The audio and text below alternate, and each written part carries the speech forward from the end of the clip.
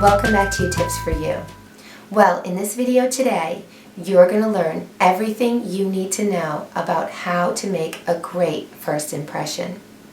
So whether it's a date or an interview or someone you're going to meet in your career, I have some great tips for you on how you can pay attention to your body language to help you make a great first impression. So if you want to learn how, then please keep watching. Well, did you know that research shows that 60 to 90% of what we communicate is nonverbal? That's why body language is so important.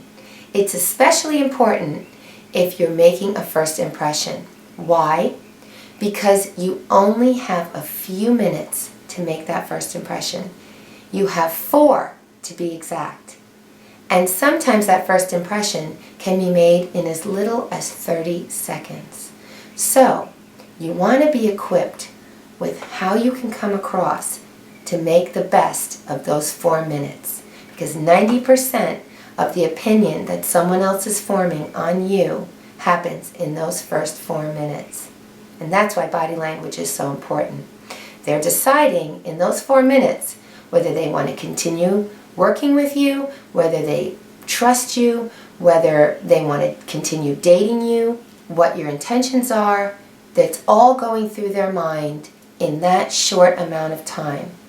But if you're prepared and you've already given some thought to how you come across and you practice it, then you can put your best foot forward and make the best first impression that you can. So, here are some tips for you. I'm going to start at the beginning, and let's just say you're meeting someone for the first time. It's either an interview or it's an office situation. If there's a receptionist there, then you should remain standing while you wait. It'll help you remain relevant and she won't forget about you. So, stand up, make sure you maintain good posture. Always pay attention to your posture. It's the single thing that people notice about you when they're trying to judge whether you have confidence and capability. Now, when she gives you the green light to go ahead and go into the office of the person that you're supposed to meet, then walk into that office with a good stride. Don't hesitate, don't dawdle, don't rush, don't linger. Just keep it constant. Walk right over to the person and go to shake their hand. Now, if there's a desk in between the two of you, then walk to the left of the desk and put your hand out, and put your hand out straight. Try to avoid the palm down handshake. The palm down handshake makes you seem like you have more authority or the other person has more authority, whoever's doing it. That's why if you go to the side of the desk, you avoid that situation. You give a straight on handshake and pay attention to making sure that it's a firm handshake. A lot has been written and said about handshakes. And they've all concluded they need to be a firm handshake. But always give the amount of pressure that you receive. A lot of the tips that I'm going to give you about making a great first impression are also about your awareness of the other person. Okay? So now you're in the office with the person and you're sitting down across from the desk. Well, angle your body to about a 45-degree angle. It's better than being body to body, in the same exact position across the desk. That's known as the reprimand position, and it's kind of an offensive position in most situations, except when you're in a restaurant, like at a 2-seater table and they sit you that way. But most people, have a confrontational type of meeting when there is a desk in between and they're facing head to head. So just turn your body slightly. Keep your posture good when you sit down as well. And keep your arms to the side and keep your legs uncrossed. It makes you appear open. And when you appear open, people perceive you as somebody who will work with others, trustworthy, open-minded. And if you're out on a date, the same thing. Person's looking to make sure that you're not closed off, that you're giving. So if you sit there with your arms crossed and your eyes are darting around, then people get the impression like you're closed off, you're disinterested, and you're not going to be a good person for a relationship.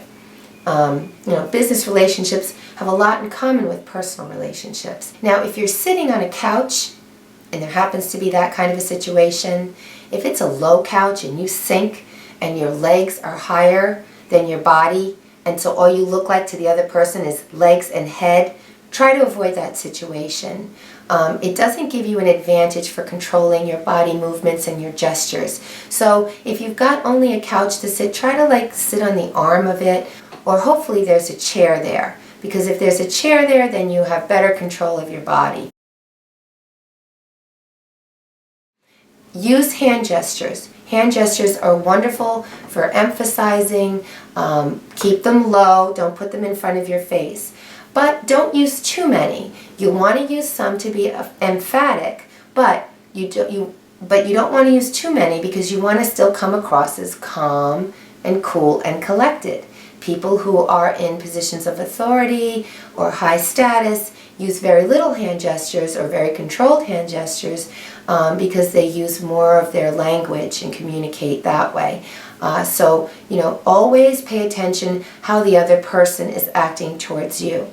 And do something called mirroring and matching. You want to mirror the gestures of the other person. You want to match the way they come across. So if they're talking faster, you talk faster. If they're talking slower, you talk slower. It's a way of bonding. It's a way of coming across that you're listening and you're agreeable. It's very important. And people generally do it when they like someone. It comes off immediately. That's why if you want to create a situation where you appear as though you like someone or they like you and you want to create a bond, start mirroring the other person's movements. Show you're listening by smiling, by nodding.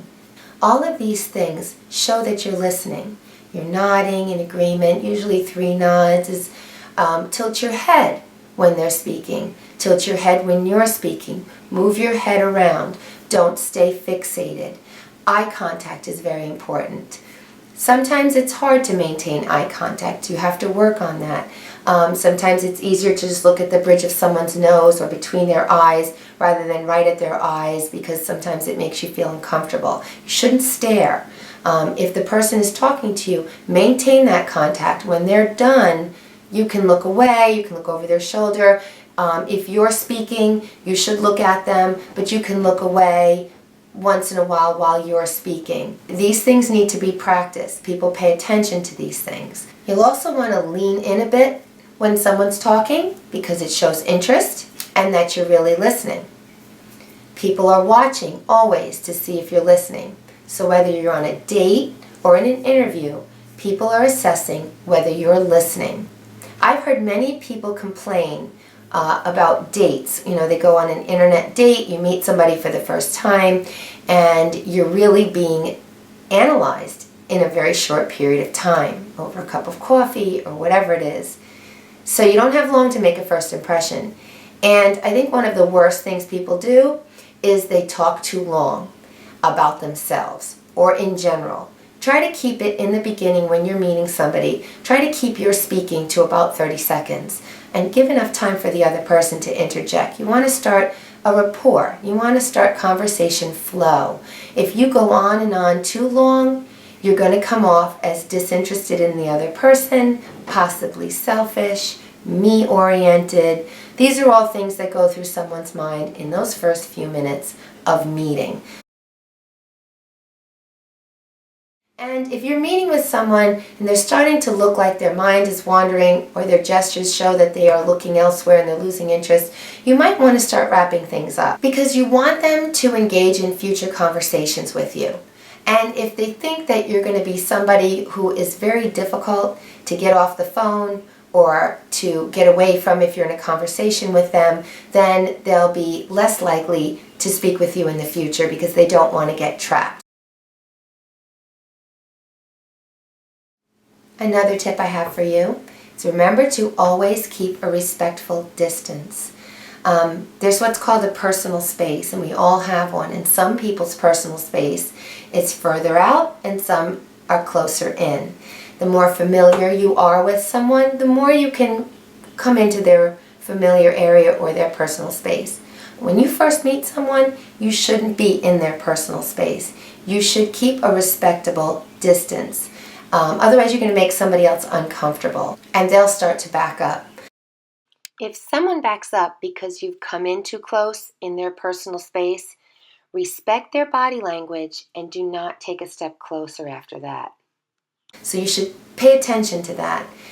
If they start to pull away, then you realize that you've gone into their personal space. They're feeling uncomfortable with you that close.